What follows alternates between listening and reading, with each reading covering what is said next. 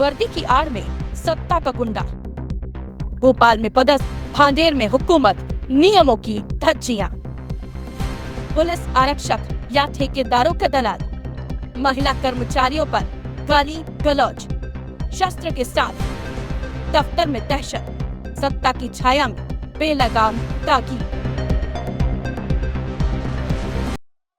नमस्कार, मैं हूं जुबैर कुरैशी और आप देख रहे हैं नारद मुनि लाइव।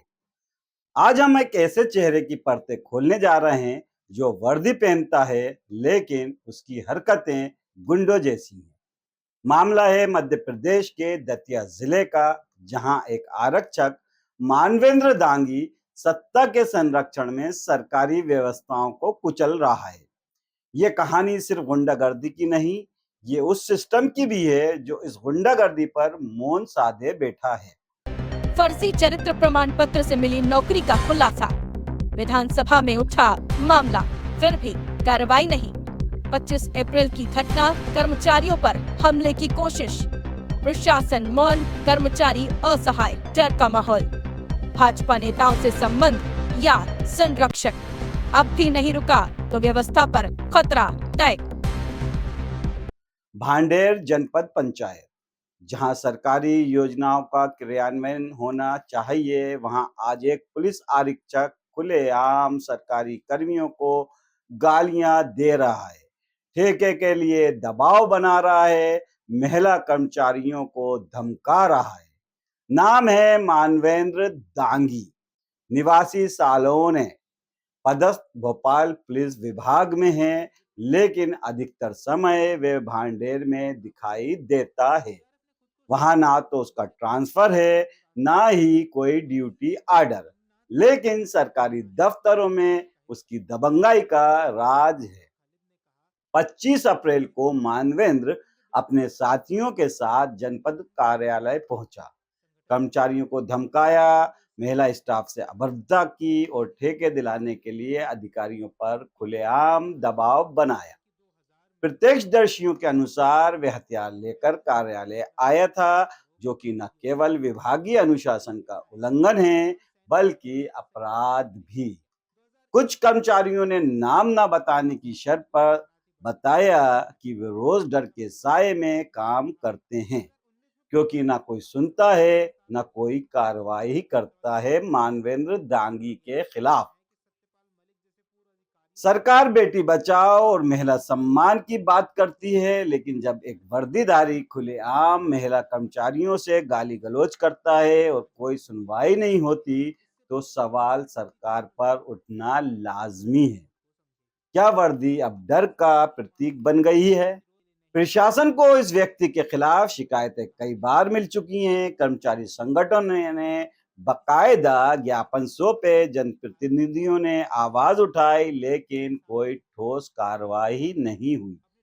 जाहिर है सत्ता के वधस्त ने प्रशासन की रीढ़ को भी झुका दिया है।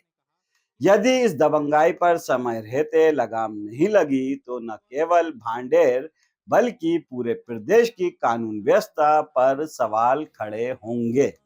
प्रश्न ये है, क्या पुलिस विभाग की वर्दी किसी को आतंक फैलाने का अधिकार दे देती है? क्या ऐसा व्यक्ति जो खुद कानून तोड़ रहा हो, वर्दी में रहकर कानून की रक्षा कर सकता है?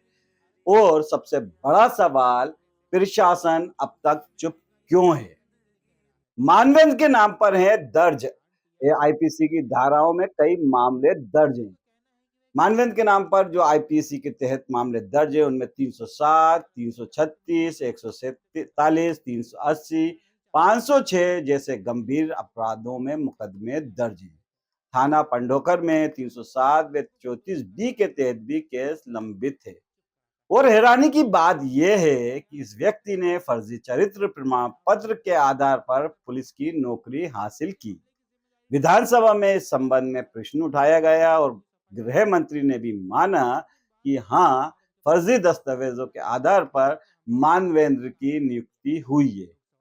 अब सवाल यह है कि अगर ये सब सबूतों के साथ साफ है, तो अभी तक निलंबन क्यों नहीं किया गया मानवेंद्र दांगी को? क्या वजह है कि ये आरक्षक अब तक अछूता है?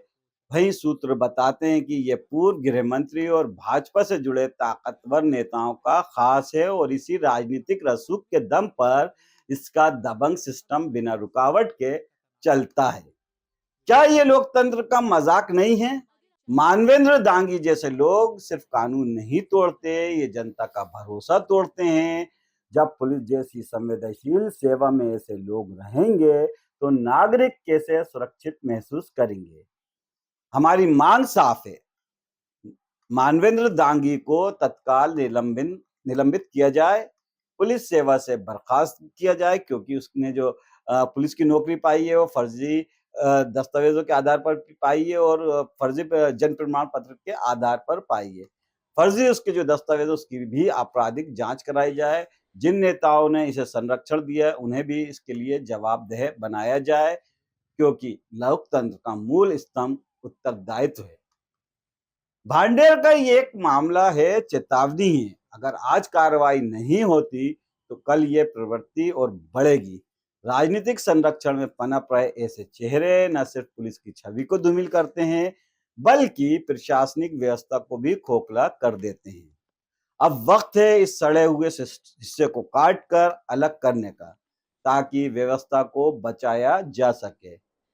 फिलहाल इतना ही, लेकिन नारदमुनि लाइव इस मुद्दे को आखिरी सांस तक उठाता रहेगा। हम सवाल पूछते रहेंगे, जिम्मेदारी तय कराते रहेंगे।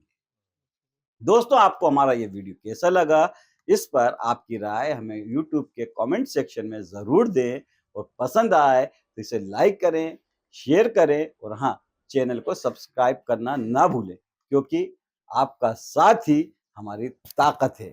साथ में एक गुजारिश भी कि सभी धर्मों का सम्मान करें, किसी के बहकावे में ना आए, क्योंकि सारे जहां से अच्छा हिंदुस्तान हमारा। जय हिंद, जय भारत।